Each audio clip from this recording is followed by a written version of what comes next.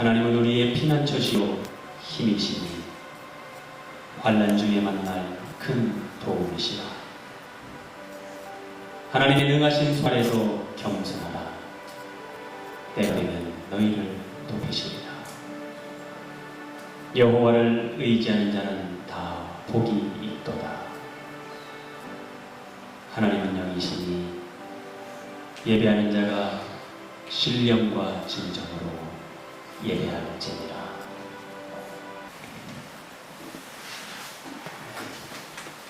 하나님의 말씀 출애굽기 2장입니다.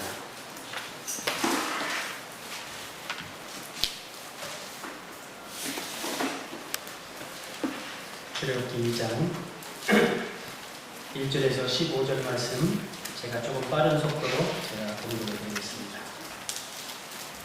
2장 1절에서 15절 말씀입니다.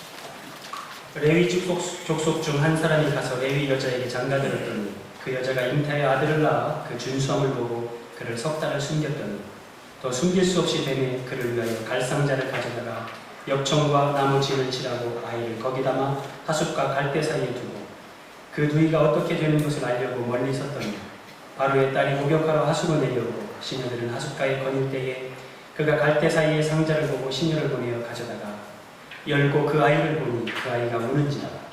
그가 불쌍히 여겨 가로되 이는 히브리 사람의 아이로다.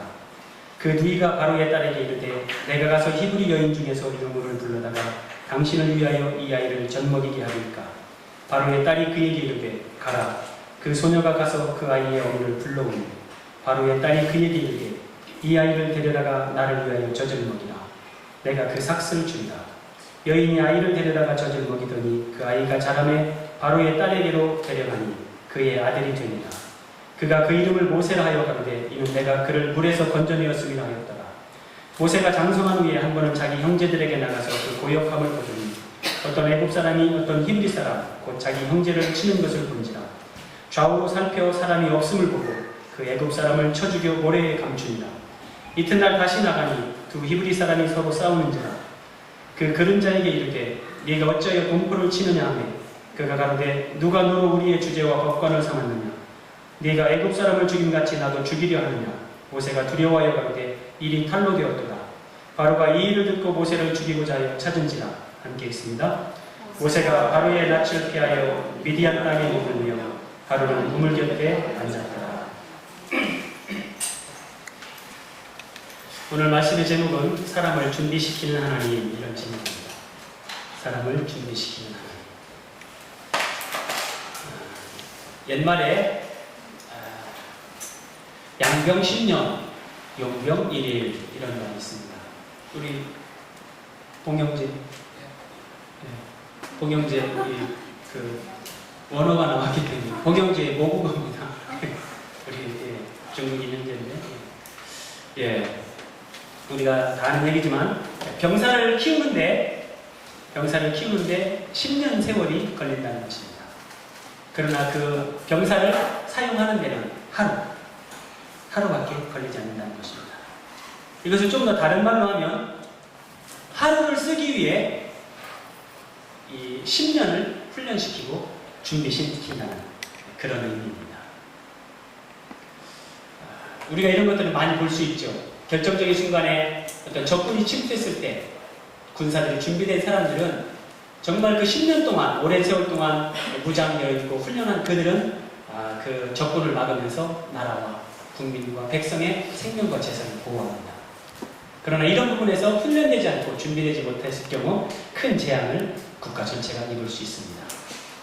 마찬가지로 하나님은 하나님 나라의 일을 이 땅 가운데 이루어 가십니다. 그리고 재밌는 것은 하나님은 당신의 일을 이루어 가시는 데 있어서 하나님이 직접 그 일을 하시지 않고 꼭 사람을 통해서 역사하십니다.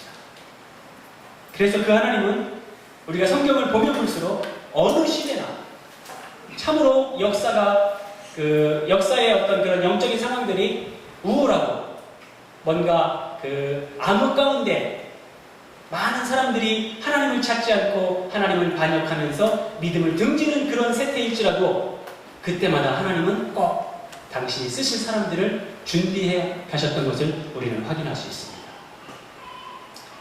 오늘 우리가 살펴보는 이 말씀은 출애굽기 2장인데요. 출애굽기 그 1장 앞부분에 우리가 지난주에 살펴본 대로 이스라엘 백성들은 애굽에서 종살이를 하고 있었습니다. 바로의 노예로 종살이를 하고 있는 그들, 그리고 이제 2장 끝부분에 보면 2장 한번 보실래요? 2장 한번 보십시오. 2장 23절 2장 23절에 보면 여러 해 후에 애굽 왕은 죽었고 이스라엘 자손은 고역으로 인하여 탄식하며 부르짖으나. 예. 1장에서는 이스라엘 백성들이 지금 노예 상태에 있고 2장 끝부분에서는 이스라엘 백성들이 하나님을 향해서 부르짖습니다. 우리를 구원해달라고 부르짖습니다. 그래서 이 1장과 2장 끝부분의 이 사이에서 하나님은 이스라엘을 구원하시기 위해 한 사람을 예비시키신 겁니다. 그가 바로 모세인데요. 이 모세를 하나님이 어떻게 준비시키고 또 동일하게 우리를 어떻게 훈련시켜 가시는지 오늘 말씀을 중심으로 한번 생각해 보고자 합니다. 자, 사람을 준비시켜서 구원 사역을 이루어 가시는 하나님께서 우리를 어떻게 준비시켜가고 계실까요? 우리를 어떻게 준비시켜가고 계실까요? 첫째, 출생의 과정을 준비하셨습니다. 우리는 이제 거의 다 이렇게 어린아이로 또 성인으로 자랐기 때문에 먼저 오늘의 우리가 있기까지 하나님께서 우리의 출생부터 어떻게 우리를 인도하시고 준비시키면서 훈련시켜 오셨는지를 잠깐 모세의 경우를 통해서 살펴보고자 합니다. 모세가 태어날 때의 상황은 우리가 1장에서 살펴봤습니다만 애굽의 바로왕이 히브리 산파들에게 이스라엘 백성들 가운데 사내 아이를 출산할 경우 남자아이들은 다 죽이라고 좀 무섭지만 살인 명령을 내렸습니다. 애굽의 바로왕이 살인 명령을 내렸습니다. 그래서 이스라엘 백성들 가운데 히브리인 가운데 아이를 이제 출산을 앞둔 부모들은 가슴이 조마조마하고 아이를 낳고 보니까 아들이었다. 이 부모들은 기쁨보다는 어떤 그런 슬픔과 애통이 그들을 더 짓눌렀던 것이 사실입니다. 사내 아이를 죽이라는 바로왕의 추상같은 명령이 집행되고 있던 그 시기에 그때 모세는 출생합니다. 그래서 이 모세는 오늘날 조금 이런 내적 치유 이런 측면에서 이 본문을 접근해 본다면, 그래서 이 모세는 태어날 때부터 부모로부터 사랑받지 못한 사람입니다. 환영받지 못했습니다. 왜냐하면 이 사내아이가 태어나서 그를 죽이지 않을 경우 그것이 발각되면 그의 가족 전체가 몰살을 당하기 때문에 그렇습니다. 모세는 이 땅에 태어나면서부터 자기 이웃 사람들과 이 사회로부터 결코 환영받지 못했습니다. 그가 3개월 동안 태어나서 부모가 당장에 그를 죽일 수 없어서 숨겨놓고 아마 울지 못하게 입을 손으로 늘 막고 있었을 것입니다. 젖을 먹일 때 말로. 그리고 이 아이를 감춰놓고 이불로 덮으면서 감춰놓고 3개월 동안 키웠지만 더 이상은 숨길 수 없다고 판단돼서 부모가 할 수 없이 이제 이 아이를 갈대로 상자를 만들어서 거기에 이렇게 송진 같은 걸 발라서 물이 스며들지 않게 해서 나일강에 이 아이를 떠냅니다. 불가피한 사정이 있었지만 이런 부분들을 조금 더 우리가 그런 어떤 심리적인 상태로 접근을 해보면 이 모세는 상황이야 이해가 되지만 태어나서 3개월 만에 부모로부터 버림받은 사람입니다. 이 말씀을 사도행전에서 스데반 목사가 이렇게 설명합니다. 그때 모세가 났는데 하나님이 보시기에 아름다운지라 그 부친의 집에서 석 달을 길리우더니 버리운 후에 나일강에 버려집니다. 예. 모세가 태어날 때 그 사회적인 또 국가적인 환경이나 자기 주변의 그런 환경들은 참으로 열악했습니다. 그러나 그럼에도 불구하고 이런 모세의 열악한 환경을 통해서 하나님은 모세가 이 땅에서 참으로 필요한 교육을 받고 하나님의 의도하시는 사람으로 성장해 갈 수 있게끔 이 과정을 사용하시고 역사하신다는 겁니다. 이것이 비밀이고 이것이 신비입니다.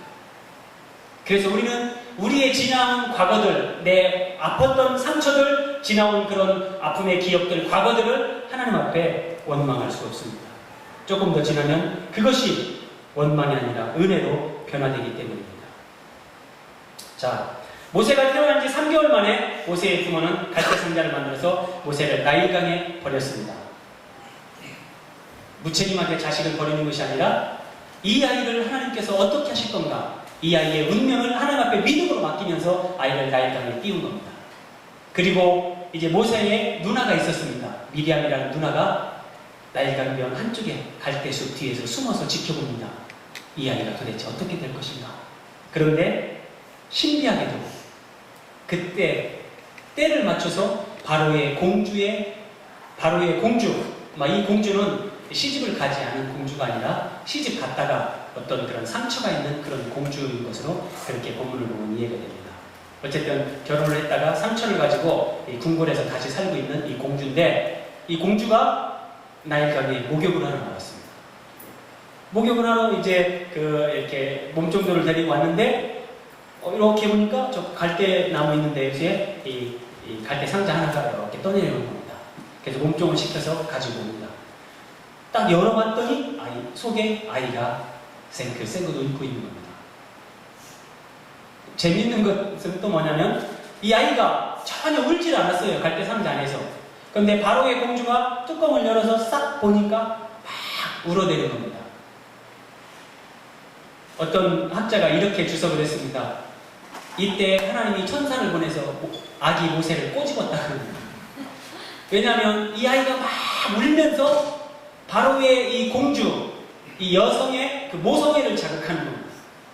그러면서 이 아이는 버려진 히브리인의 아이구나, 불쌍하구나, 이런 마음이 막 가슴에서 불일 듯 일어납니다. 그때 숨어있던 모세의 누나가 딱 나타나가지고 혹시 이 아이를 이렇게 키우는데 젖을 먹일 수 있는 유모가 필요하면 내가 히브리인 이스라엘 여자 유모 한 명을 소개할까요? 그러니까 좋다, 그래, 참 잘됐네, 네가 소개해라. 그래가지고 이 모세의 누나가 자기 엄마를 유모로 소개해서 합법적으로 이제 모세는 다시 엄마의 품으로 와서 양육을 받습니다. 모세가 젖을 뗄 때까지 모세 엄마가 모세를 데려가서 모세의 집에서 이 아이를 양육하게 됩니다. 그리고 젖을 뗀 후에 이제 다시 궁궐로 모세가 들어가게 됩니다. 잘 생각해 보십시오. 모세가 태어날 때 남자아이들을 죽이라는 이 바로의 추상같은 살인 명령, 그리고 부모로부터, 가족으로부터, 사회로부터 환영받지 못하고 축하받지 못한 그 출생의 어떤 아픔들, 그리고 그 상황을 이해할 수 있지만 그럼에도 불구하고 어쨌든 부모로부터 버림받은 이 사람 모세, 이 내용만을 놓고 보면 우리는 모세가 참 치근하고 가엾고 안 돼 보입니다. 그러나 이 환경 가운데 모세가 들어가지 않았었다면 모세는 결단코 바로의 궁궐에 들어가지 못합니다. 바로의 공주의 아들이 돼서 궁궐에 가서 애굽의 모든 학문과 무예와 그런 애굽의 지혜를 배울 수 있는 방법이 없다는 것입니다. 이게 하나님의 신비입니다. 우리를 인도하시는 하나님의 신비. 자, 우리에게 적용해 볼까요? 저는 제 어린 시절을 추억해보면 그렇게 썩 행복하고 유쾌한 기억은 거의 없는 사람입니다. 늘 아버지한테 작대기로 두드려 놓고 시간 있으면 노래 나가서 일하고, 그것이 나쁘고 저는 그것을 싫어했던 것은 아닙니다. 근데 가만히 생각해보면 조금 더 이런저런 그런 바램을 있죠. 그러나 저는 정직한 제 고백인데, 제가 여기까지 오면서 살아온 그런 과정들을 다시 원점으로 돌려서, 예를 들어서 부유한 집에서 태어나고 내가 공부를 잘하고 모든 사람들에게 사랑받는 그런 삶을 살면서 다시 산다면 나는 그 길로 돌아갈 것인가? 저는 다시 돌아가지 않습니다. 하나님을 경험하면 경험할수록 우리에게 허락하신 모든 환경과 여건들이 우리에게 최선으로 우리를 인도하시는 하나님의 그런 환경적인 인도라는 것입니다. 이 자리에 계신 분들도 개인적으로 예를 들어서 부모님에 대한 상처, 내가 어릴 때 자라나면서 가졌던 그런 아픔의 기억들 다 있을 것입니다. 나는 너무너무 행복해. 이렇게 하면서 자라나는 사람은 사실은 별로 없습니다. 누구든지 그런 아픔과 상처는 다 있습니다.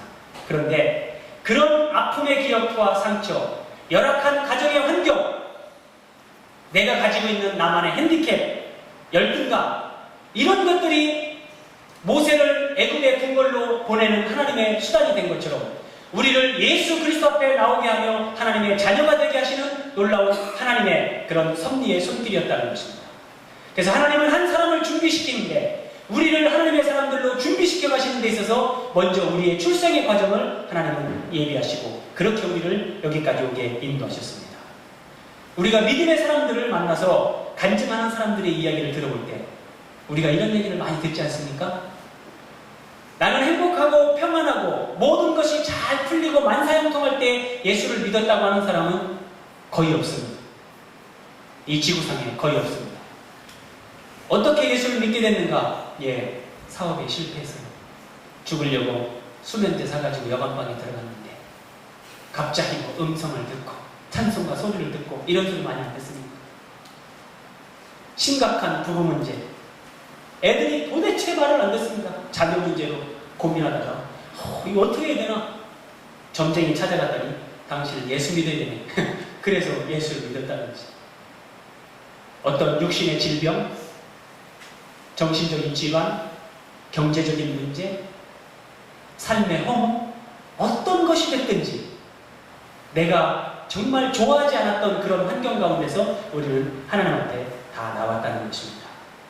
그래서 지난날 나에게 상처를 준 사람, 나에게 아픈 추억으로 남아있는 그런 환경들, 그런 기억들까지도 우리는 이제 용납하고 사랑할 수 있어야 됩니다. 왜냐하면 그것은 하나님께서 우리를 성숙하게 하시고 우리를 다음 단계, 우리를 더욱더 영적으로 성장시키기 위해서 하나님이 예비하시고 우리에게 허락하신 특별한 그런 하나님의 섭리였기 때문입니다. 이 출생의 과정을 우리 모두에게 준비하셨습니다. 아무것도 염려하지 마십시오. 우리 집에는 딸만 많은 집에 또 딸로 태어나서 사랑받지 못하겠는가? 그것도 하나님의 섭리입니다. 아들만 있는 집에 왜 난 또 아들로 태어났나? 그것도 하나님의 섭리라는 것을 우리가 다 받아들일 때 더 놀라운 은혜를 깨닫게 될 것입니다. 자, 두 번째,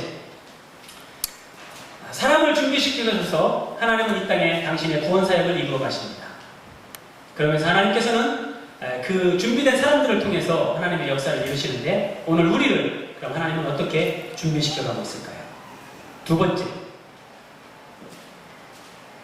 성장의 과정을 준비하십니다. 성장의 과정을 준비해 놓으시고 우리를 인도하십니다. 앞에서 설명드렸지만 모세는 그런 환영받지 못하고 축가받지 못하고 버림받은 그런 과거의 아픈 기억들, 그 과정들을 통해서 모세는 애굽의 궁궐에 들어갑니다. 바로의 공주의 아들이라는 신분을 얻어서 궁궐에서 그는 굉장히 많은 교육을 받으면서 이제 하나님이 의도하시는 그런 사람으로 준비되어져 갑니다. 자, 말씀을 한번 볼까요? 사도행전 7장에서 표준 세번역에 이렇게 번역을 했습니다. 모세는 이집트 사람, 애굽을 얘기하죠. 자, 모세는 이집트 사람의 모든 지혜를, 원래 우리 개역성경에는 학술이라고 나와 있습니다. 모든 지혜를 배워서 그 하는 말과 하는 일에 능력이 있었다 합니다. 예. 궁궐로 하나님이 들여보내시고 이것은 모세를 성장시키기 위한 하나님의 그런 섭리였습니다. 그 궁궐에 들어가서 모세는 이집트의 모든 지혜를 다 배웁니다. 학문과 무예, 아마 정치, 경제, 군사, 문화, 예술 모든 것을 다 배웁니다. 우리가 오늘날 얘기하는 어떤 그런 리더십이라든지 모든 것들을 그는 다 배우게 됩니다. 그래서 그는 이 말과 하는 일에 능력이 있었다.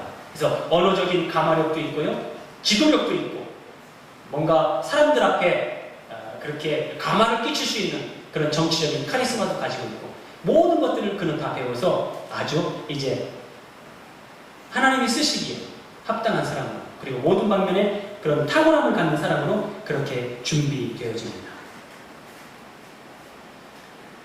이집트의 애굽의 바로의 궁궐에 들어가서 이런 애굽의 모든 학문과 무예를 배우게 되는데요.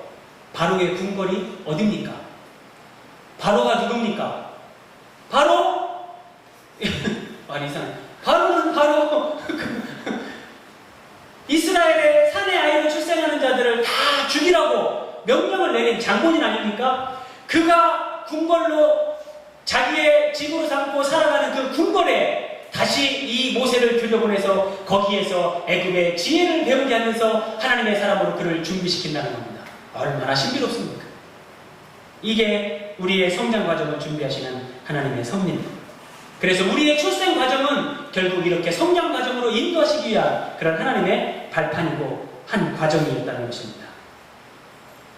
하나님은 또 애굽의 궁궐에서 모세의 이런 지성, 감성, 어떤 체력 이것만을 성장시키는 것이 아닙니다. 모세는 놀랍게도 애굽의 궁궐에 있으면서 그의 신앙도 영성도 매우 깊어집니다. 자, 모세가 엄마로부터 젖을 뺄 때까지 몇 살까지 과연 양육을 받았을까? 많은 얘기가 있는데요. 짧게는 3년, 길게는 6, 7년까지도 얘기를 합니다. 어쨌든 이 어릴 때 믿음의 어머님, 모세의 어머니 이 부모를 통해서 모세는 신앙 교육을 받았는데요. 이 믿음이 애굽의 궁궐 안에서도 계속해서 그가 깊어져 갔던 것을 우리가 알 수 있습니다. 먼저 히브리서 11장은 믿음장이라고 우리가 다 얘기를 합니다. 그 믿음장에 모세의 부모가 나오고 있다는 사실을 아십니까? 모세의 부모. 아브라함, 이삭, 야곱, 요셉 우리 다 아는데 모세의 부모가 나온다는 것을 기억하십니까? 네, 한번 살펴보겠습니다. 히브리서 11장 21절에서 24절에 믿음으로 야곱은 이렇게 해가지고 제가 줄였는데요. 야곱에 대해서 쭉 설명합니다. 그 다음에 믿음으로 요셉은 이렇게 있다. 또 믿음으로 모세가 났을 때에 자, 이 세 번째 믿음으로는 지금 모세의 부모님을 얘기하는 겁니다. 믿음으로 모세가 났을 때 그 부모가 아름다운 아이임을 보고 석 달 동안 숨겨 임금의 명령을 무서워 아니했다. 그리고 믿음으로 모세는 그래서 이 23절 말씀은 믿음으로 모세가 났을 때에 그 부모가 아름다운 아이임을 보고 석 달 동안 숨겼다. 그래서 모세의 부모가 믿음의 장이라고 하는 히브리서 11장에 여기에 당당하게 기록되고 있다는 사실입니다. 모세의 부모가. 이런 믿음의 부모로부터 모세는 신앙 훈련을 받고 이 신앙에서 계속 자라나는 것을 우리가 알 수 있습니다. 자, 여기서 제가 조금 더 생각을 발전시켜 보겠는데요. 그러면 모세의 부모는 무엇을 믿었을까요? 모세의 부모가 믿음으로 그러는데 무엇을 믿었느냐는 거죠. 자, 무엇을 믿었는가? 오늘 출애굽기 2장에 제가 봉독은 하지 않았습니다만 끝부분에 출애굽기 2장 24절에 하나님이 그 고통 소리를 들으시고 아브라함과 이삭과 야곱에게 세운 그 언약을 기억하사. 예. 출애굽기 2장을 우리가 깊이 상고해 보면 모세의 부모가 믿은 믿음은 무엇인가? 아브라함과 이삭과 야곱에게 하나님이 세워주신 언약을 믿었다는 것을 우리가 알 수 있습니다.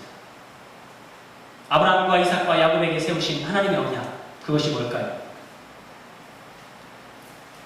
너에게 땅을 주고 자손을 주고 번성하게 해서 천하만민이 너로 말미암아 복을 얻게 하리라, 이런 말씀을 하셨죠? 이게 하나님의 언약입니다. 그런데 조금 더 구체적으로 이런 말씀을 주셨습니다. 바로 이 언약을 믿은 겁니다. 창세기 15장 13절에서 14절에 하나님이 아브라함에게 이렇게 말씀하셨습니다.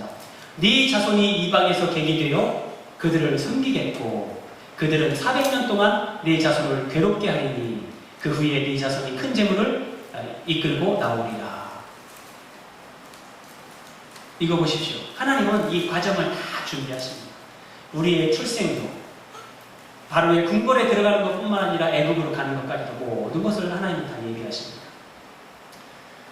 하나님이 이미 아브라함아 네 자손들이 이방에서 객이 되어서 400년 동안 그들을 섬길 거다. 그리고 이제 정말 요셉 때에 야곱과 70명의 이스라엘 백성들이 애굽에 내려와서 살게 되면서 이제 정말 요셉을 알지 못하는 왕이 등장하고 종살이를 하게 되죠. 근데 모세의 부모가 이렇게 계산을 해보니까요. 모세를 날 때 모세의 부모가 날 때 이스라엘 백성들이 애굽에 내려온 지 몇 년 됐냐? 자, 430년 만에 애굽에서 나오지 않습니까? 근데 모세가 40살이 되고 광야에 가서 또 40년이 있고 80세가 될 때부터 출애굽을 하지 않습니까? 그러니까 계산을 해보면 얼마입니까? 약 한 310년 정도가 지나갔습니다. 모세 부모가 모세를 낳을 때. 그러니까 이 종살이 노예 생활을 하면서 부르짖고 있는 이스라엘 백성들 가운데 믿음이 있는 사람들은 이제 조금만 있으면 하나님이 우리를 구원해내실 거다. 왜냐하면 400년 만에 네 자손들이 재물을 이끌고 나올 거다. 하나님이 창세기에서 말씀하셨으니까요. 이 말씀을 기억하고. 그래서 이 언약을 믿고 모세의 부모는 모세에게 가르쳤을 겁니다. 모세야, 너는 이제 젖을 떼고 네가 장성할수록 네가 애굽에 들어가서 궁궐에서 살게 될 텐데 너는 하나님의 백성인 것을 네가 기억하라. 그리고 네가 자라가면서 얼마 되지 않아 하나님은 반드시 우리 백성들을 언약하신 대로 우리를 구원하실 거다. 애굽에서 다시 가나안 땅으로 인도하실 거다. 이런 언약, 하나님의 언약에 대한 그런 교육을 모세가 받았다는 것을 우리가 쉽게 짐작할 수 있습니다. 이런 믿음을 베이스에 가지고 있었던 이 모세, 그러면서 애굽의 학문과 지혜와 지식을 이렇게 배웠던 이 모세, 이 사람이 영적으로 육적으로 이제 어떤 그런 체력과 영역을 다 겸비하면서 하나님이 쓸만한 사람으로 준비되어져 가고 있는 것입니다. 그래서 모세는 애굽에서 학문을 배우면서 지식을 배우면서 지혜를 배우면서도 모세의 가슴 속에는 우리 약속의 하나님, 언약의 신실하신 이 하나님이 이제 얼마 남지 않았다. 내 생애에 우리 백성들을 애굽에서 가나안으로 이제 구원하시겠구나. 이 믿음을 모세는 갖고 있었던 겁니다. 그래서 궁궐에 살았지만 궁궐에서 산의 진 위에 음식을 먹으면서 바로의 공주의 아들이라는 신분으로 많은 권세를 가지고 명예를 누리면서 자기 마음껏 모든 것을 하면서 살았지만 모세의 가슴 속에는 우리 동족을 하나님이 구원하시고 해방시키셔서 가나안으로 인도하신다는 이 비전이 꿈틀대고 있었던 것입니다. 이 비전. 자, 말씀이 조금 더 깊이 들어가는 내용인데 한번 정리를 해보세요. 부모로부터 이 언약에 대한 믿음을 배웠습니다. 그리고 이 언약은 하나님의 말씀에 근거합니다. 그리고 이 하나님의 말씀에서 우리는 비전을 받게 됩니다. 하나님의 비전을 우리는 말씀에서 받습니다. 네. 성경을 조금 더 관심을 가지고 깊이 있게 묵상해 보십시오. 성경 안에서 하나님은 하나님이 장래에 이루어 가실 일들을 우리 가운데 보여주시고 깨닫게 하시면서 우리의 가슴 속에 우리의 젊음과 우리의 생명을 바쳐 주를 위해 살아갈 수 있는 그런 거룩한 비전을 우리에게 동일하게 주십니다. 참 놀랍습니다, 성경. 그래서 이 비전이 없을 때 하나님은 백성들이 망한다고 말씀하십니다. 우리가 잘 아는 말씀인데요. 잠언 말씀입니다. 우리 성경에는 묵시가 없는 백성은 그렇게 나와 있는데 현대어 성경에 보면 이 묵시를 꿈이라고 번역했습니다. 그리고 많은 영어 성경에 보면 이 묵시 꿈을 비전이라고 말씀하십니다. 그래서 비전이라는 것은 내가 뭔가를 하나님을 위해서 내가 이렇게 해야지 하고 내가 세워놓는 그런 계획이 결코 비전이 아닙니다. 이 비전은 하나님의 구원 경륜, 하나님의 경륜의 비밀과 깊은 관련이 있습니다. 그래서 이 비전은 말씀을 묵상할 때 하나님의 언약 안에서 우리 가운데 하나님이 주시는 하나님의 선물입니다. 어쨌든 이 꿈이 없는 백성은 망합니다. 내가 예수를 믿지만 이 꿈이 없을 때 우리는 신앙의 진보를 이루기가 매우 어렵습니다. 오늘날 우리에게 주시는 하나님의 비전은 무엇일까요? 여러 가지 말할 수 있습니다. 그러나 우리 모두에게 공통적으로 주시는 하나님의 비전은 바로 하나님의 경륜의 비밀의 핵심인 교회입니다. 교회. 우리가 교회에 대해서 계속 공부했죠? 단순한 이런 교회가 아니라 하나님이 만세전에 예정하시고 계획하셨던 이 우주적인 예수 그리스도의 몸인 교회, 그리스도의 신부인 교회, 이 교회가 하나님의 비전입니다. 그래서 우리는 이 교회를 더 깊이 알아가야 됩니다. 그리고 이 교회가 우리의 비전으로 하나님의 경륜의 비밀인 것을 깨닫게 될 때 우리는 거룩을 추구하게 됩니다. 거룩이 우리의 두 번째 비전입니다.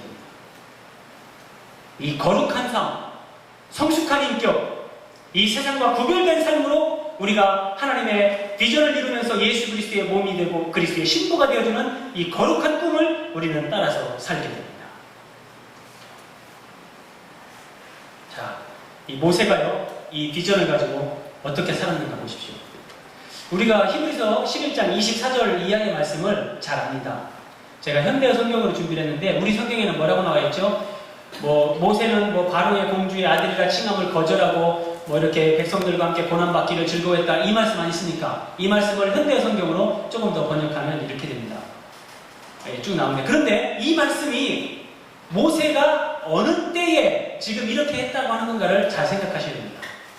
우리가 쉽게 생각하면 모세가 이제 광야에서 80이 되어서 하나님의 훈련이 끝난 후에 이스라엘 백성들을 출애굽시킬 때, 민족의 지도자로 쓰임받을 때, 그때 모세가 이렇게 했다고 우리가 생각하기 쉬운데 그렇지 않습니다.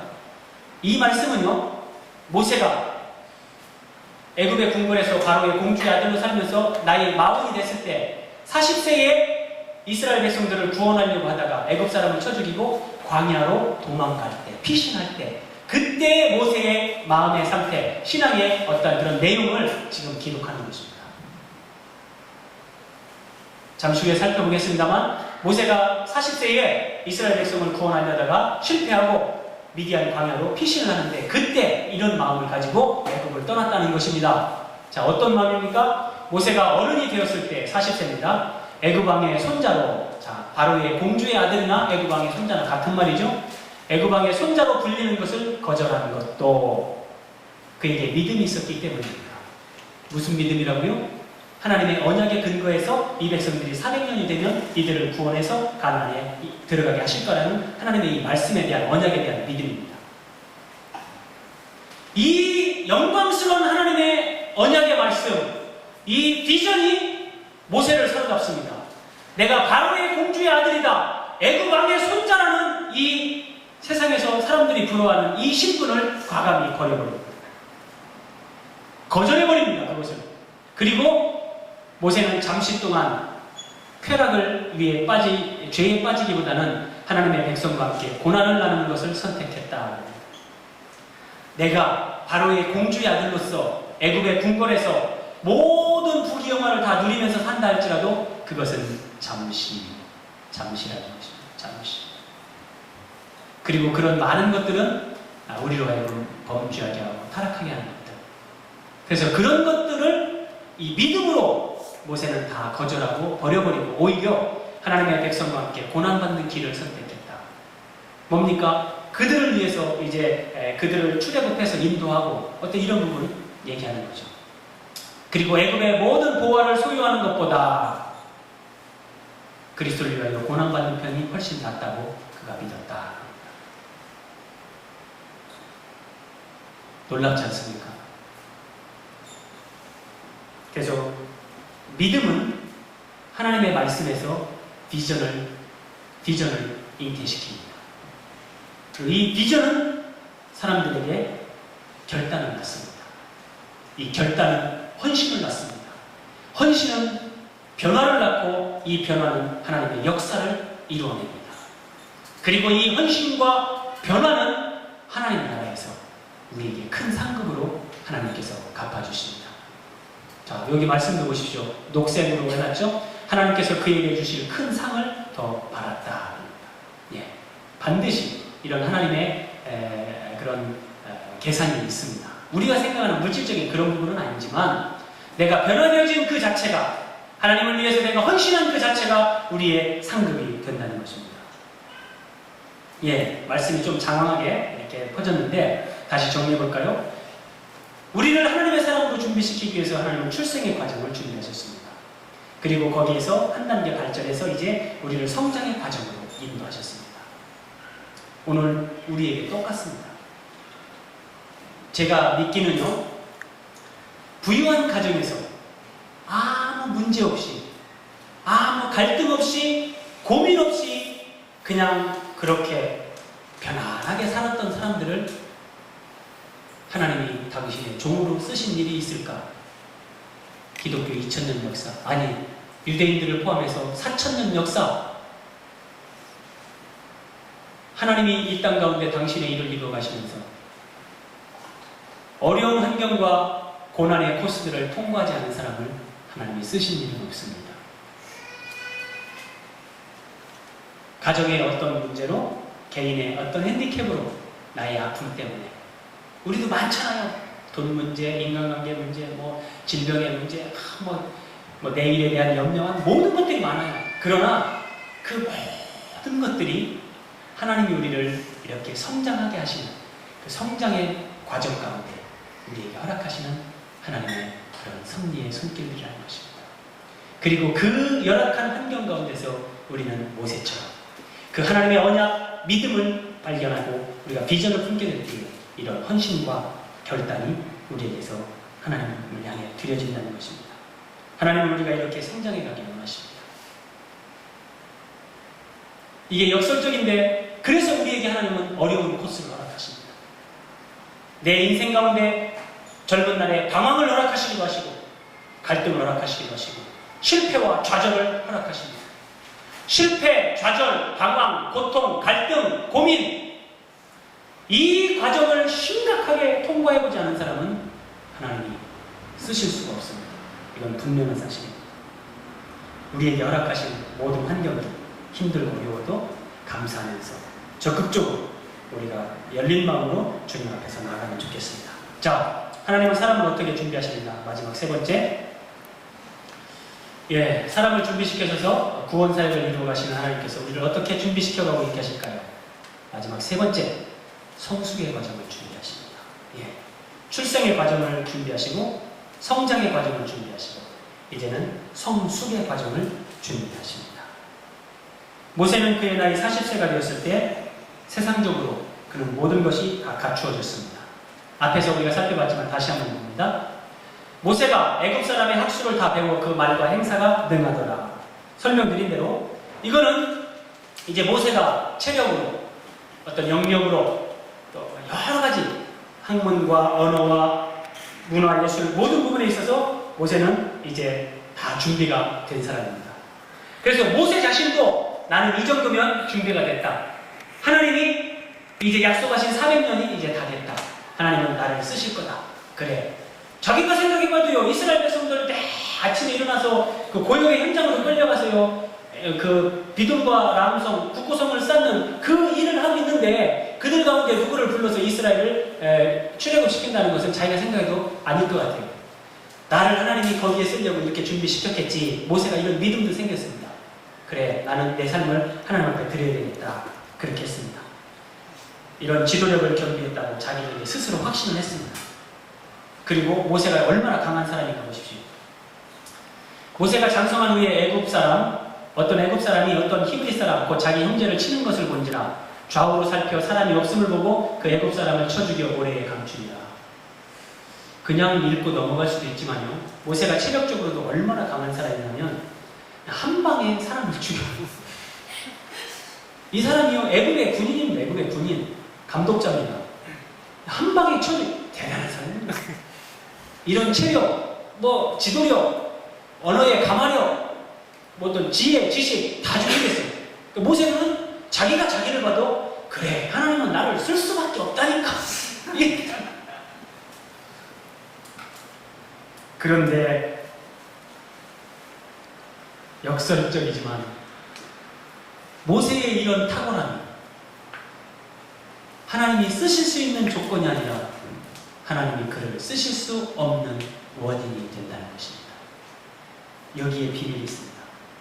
하나님이 우리를 하나님의 사람으로 준비시켜 가시는데 이 세 번째 이 말씀이 가장 중요한 말씀입니다. 우리의 탁월함이 하나님이 나를 쓰실 수 없는 원인이 된다는 것입니다. 아이러니하죠? 바로의 궁궐로 보내서 그런 교육을 다 받게 하신 하나님이 그것 때문에 쓸 수 없다고 하면 그게 어떻게 말이 됩니까? 그러나 또 하나의 과정을 통과해야 된다는 것입니다. 우리가 지혜와 지식이 부족해서 하나님 앞에 쓰임받지 못하는 사람은 아무도 없습니다. 이거 믿으시기 바랍니다. 지혜와 지식이 부족해서 쓰임받지 못하는 사람은 아무도 없습니다. 우리가 지혜와 지식이 부족해서 하나님 앞에 쓰임받지 못하는 것이 아니라 우리의 지혜와 지식이 너무 탁월해서 우리는 하나님 앞에 쓰임받지 못합니다. 탁월해져야 됩니다, 우리는. 그러나 참 하나님이 하시는 일은 재밌습니다. 하나님은 어떻게 일을 하시냐면 사람들을 애굽의 궁궐로 집어넣어서 모든 교육을 받게 하고 탁월하게 세우시고 준비시킵니다. 이렇게 높이 띄워줍니다. 그리고 세워놓은 다음에 하나님은 어떤 의미에서 우리를 흔들어가지고 밑으로 추락시켜버립니다. 이것을 영적으로 우리가 해석을 한다면 내가 예수 그리스도 안에서 내 자아가 그리스도와 함께 십자가에 못 박혀 죽는 이 과정이 있어야 된다는 겁니다. 내 지혜가 그리스도와 함께 죽어야 됩니다. 그리고 다시 부활해야 그 지혜를 하나님이 쓰십니다. 내게 주신 은사, 내게 주신 능력, 나의 탁월함, 그것이 귀한 것이지만 그리스도와 함께 십자가에서 죽음을 통과하지 않고는 하나님이 결단코 그것을 사용할 수 없다는 것입니다. 모세는요, 어디까지 왔냐면 그래도 대단한 사람입니다. 바로의 공주의 아들이라 칭함을 받는 그 신분적인 영광과 명예, 모든 기득권을 버린 사람입니다. 이거 쉽지 않습니다. 정말 쉽지 않습니다. 그리고 자기의 생을 하나님 앞에 드리기로 헌신한 사람입니다. 결단한 사람입니다. 언약에 대한 믿음도 있습니다. 비전을 받았습니다. 헌신도 했고 결단도 했습니다. 모든 능력도 다 준비됐습니다. 우리가 볼 때 이 사람은 하나님이 쓰실 거야 할 수 있죠. 그러나 아직 모세는 자기 자신이 하나님 앞에 꺾이고 죽는 그 과정을 통과하지 않았습니다. 자, 믿음도 있고 비전도 있고 열정도 있고 헌신도 있고 결단도 한 이 사람이 하나님 앞에서 어떻게 행동하는가 한번 보십시오.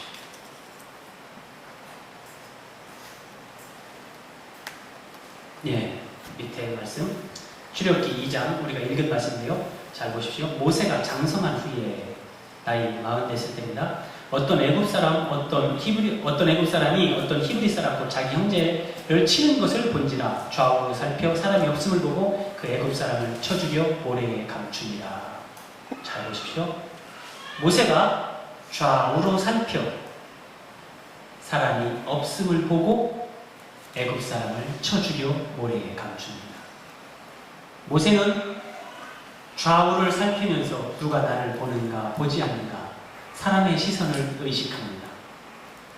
그러나 정작 위에서 나를 보시는 그 하나님의 시선은 그가 의식하지 못합니다. 이것이 하나님이 쓸 수 있는 사람과 모든 것이 준비됐지만 아직 쓸 수 없는 사람의 결정적인 차이입니다. 비전도 있습니다. 열정도 있습니다. 그래서 세계 선교, 세계 복음화를 부르짖고 나를 보내셔서 기도도 합니다. 그런데 내가 하나님의 사역을 하려고 합니다. 내 동족을 사랑하고 내가 이 백성들을 애굽에서 구원하려고 합니다. 내가 합니다. 내가. 그리고 내 육신의 힘을 사용합니다. 내 육신의 힘을. 이런 사람들의 특징은 좌우를 살펴서 사람들을 의식합니다. 사람들이 나보고 뭐라고 하나? 사람은 없는가? 그러나 여전히 내 중심을 보시고 하나님은 어디에 있든지 계시면서 위에서 나를 보시는 그 하나님의 시선을 이 사람들은 심각하게 의식하지 못합니다. 여기에 우리의 미숙함이 있는 것입니다. 모세의 문제는 좌우를 살피며 사람들의 시선을 의식하지만 아직 위에서 자기 자신을 보고 계시는 하나님을 의식하지 못한다는 데 있습니다. 우리도 마찬가지입니다. 자, 자기 힘으로 애굽 사람을 쳐 죽이는 이 모세, 잘 생각해 보십시오. 내 힘으로 하나님의 사역을 감당하려고 하는 것은 참 우리가 여기서 한 번 더 이제 이렇게 하나님의 훈련을 받으면서 자라야 됩니다. 하나님의 사역에 하나님은 우리의 육신의 힘을 결단코 필요로 하지 않습니다. 하나님의 나라는 우리의 육신의 힘으로 이루어지는 것이 아니라 하나님의 능력으로 이루어집니다. 하나님의 나라는 육신의 힘으로 그가 애굽 사람일지라도 쳐서 죽이는 것이 아니라 하나님의 사역은 사람을 죽이는 것이 아니라 사람을 살리는 겁니다. 헌신한 모세, 준비된 모세, 열정 있는 모세, 결단한 모세, 비전을 받은 모세. 그러나 마지막 여기에 걸립니다. 여기에 하나님을 의식하며 하나님 앞에서 내 육체의 힘으로 내가 하는 것이 아니라 내 모든 능력과 내 은사를 다 십자가에 내려놓고 못 박혀 죽게 하고, 그리고 이제 하나님이 나를 통해서 하실 수 있게끔 주님 안에서 다시 내가 부활하는 나의 죽음과 부활에 대한 이 이해, 이 부분을 우리가 경험하지 않고는 우리는 하나님 앞에 진정으로 쓰임받는 사람이 될 수 없습니다. 이 차이를 알지 못하기 때문에 죄송하지만 우리 한국의 많은 성도들이, 교회들이 여전히 이 수준에 머물러 있는 겁니다. 전부 다 나를 따르라! 선교하는 교회, 구제하는 교회, 재정의 몇 퍼센트를 가난한 이웃을 위해 쓰는 교회, 모든 그런 화려한 그런 표어들이 교회마다 다 있어요. 그러나 그것이 잘못된 건 아니지만 그 일을 함에 있어서 내가 내 육체의 힘으로 우리의 방법으로 할 때 하나님의 영광이 나타날 수 없는 것입니다. 예수님은 부활하신 후에 제자들에게 지상명령을 하달하셨습니다. 너희는 가서 모든 족속에게 세례를 주고 제자를 삼아라, 이렇게 말씀하셨습니다. 가라고 분명히 명령하셨어요. 그러나 승천하시기 직전에 다시 이렇게 말씀하십니다. 사도와 같이 모이사 주에게 분부하여 가라사대 예루살렘을 떠나지 말고 내게 들은 바 아버지의 약속하신 것을 기다리라. 우리가 잘 아는 지상 명령은 가라고 예수님이 명령하셨습니다. 그러나 그 뒤에 주님은 다시 말씀하십니다. 기다려라. 요한은 물로 세례를 베풀었으나 너희는 몇 날이 못 되어 성령으로 세례를 받으리라 합니다. 그래서 예수님이 여기서 기다리라는 의미는 시간적인 의미만을 얘기하는 게 아닙니다. 기다리지 않고 지금 가면 너희들은 너희들의 힘과 방법과 능력을 할 수밖에 없다는 거예요. 그러나 기다리면 성령이 임하시고 너희 가운데 오신 그 성령께서 이제 너희들을 통해서 일을 하실 거다. 기다린다는 의미는 그래서 내가 하는 것이 아니라 성령께서 나를 통해서 하실 수 있게끔 내가 나를 내려놓고 나 자신을 하나님 앞에 드리는 그런 의미인 것입니다. 모세가 기다리지 못했습니다. 그래서 하나님은 그를 광야로 보냅니다. 미디안 광야. 바로가 이 일을 듣고 모세를 죽이고자 하여 찾은지라 모세가 바로의 낯을 피하여 미디안 땅에 머물며 우물가에 앉았더라. 예.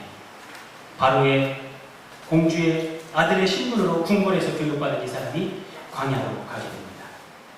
광야는 어디입니까? 광야는 오늘날 많은 사람들이 지식이나 정보를 얻는 그런 곳이 아닙니다. 많은 사람들에게 인기를 얻는 것도 아닙니다. 광야는 고독한 곳입니다. 하나님 앞에 홀로 서는 곳입니다. 사람들과 떨어져서 하나님 그분 앞에 홀로 서는 것입니다. 광야는 하나님의 사람들이 변화되어지는 것입니다. 육적인 사람이 영의 사람으로 변화되어지는 것입니다. 육신을 의지하던 사람들이 하나님을 의지하는 곳으로 변화되어지는 것입니다. 하나님은 이 광야로 우리를 다시 인도하십니다. 그렇다면 우리의 광야는 어딜까요? 우리는 어떻게 한 군데로 물리적인 공간으로 말할 수는 없습니다. 분명한 것은 내가 하나님 앞에 홀로 설 수 있고 하나님 앞에서 내가 변화를 경험할 수 있는 곳, 고독하지만 힘들지만 어렵지만 그런 변화와 성숙을 경험하게 하는 그곳이 광야인 것입니다. 예, 말씀을 정리합니다. 하나님은 이스라엘을 구원하시려는 출애굽이라는 놀라운 역사를 계획하십니다. 그러나 이 하나님의 출애굽의 역사를 이루어가는데 쓰임받을 사람을 하나님이 준비시키시는데 그가 모세였습니다. 그런데 하나님은 모세에게 관심이 있고 모세가 준비될 때 하나님의 구원 역사는 시작됩니다. 우리는 자칫 잘못 생각하면 바로를 생각합니다. 바로 때문에 안 된다. 사탄 때문에 하나님의 나라가 확정되지 않는다. 그래서 사탄을 결박해 주시옵소서. 땅밟기 기도하자, 막 결박 기도하자, 대적 기도하자 이런 얘기 많이 합니다. 어떤 부분에 일리가 있습니다. 그러나 속으시면 안 됩니다. 사탄도 문제가 아닙니다. 하나님 앞에서는. 애굽의 그 군사도, 애굽의 군대도, 애굽의 그런 무서운 철병거도 아무 문제가 안 됩니다. 하나님 앞에서. 오늘날도 똑같습니다. 하나님의 나라가 이루어져가는 데 있어서 사탄은 하나님 앞에 어떤 걸림돌도 되지 않습니다. 핵심은 뭐냐면 사탄도 아니고 애굽의 군대도 아닙니다. 모세가 하나님 앞에 꺾여질 때 그때가 하나님이 출애굽의 역사를 이루는 때입니다. 어떤 환경이 문제가 아닙니다. 사탄이 귀신 마귀가 문제가 아닙니다. 내 자아가 하나님 앞에 온전히 꺾여지고 드려질 때, 그래서 하나님이 원하시는 대로 내가 그분 뜻에 복종하게 될 때 그때 하나님은 우리를 사용하셔서 이 어두운 세대 가운데 당신의 영광을 나타내실 것입니다. 기도하겠습니다.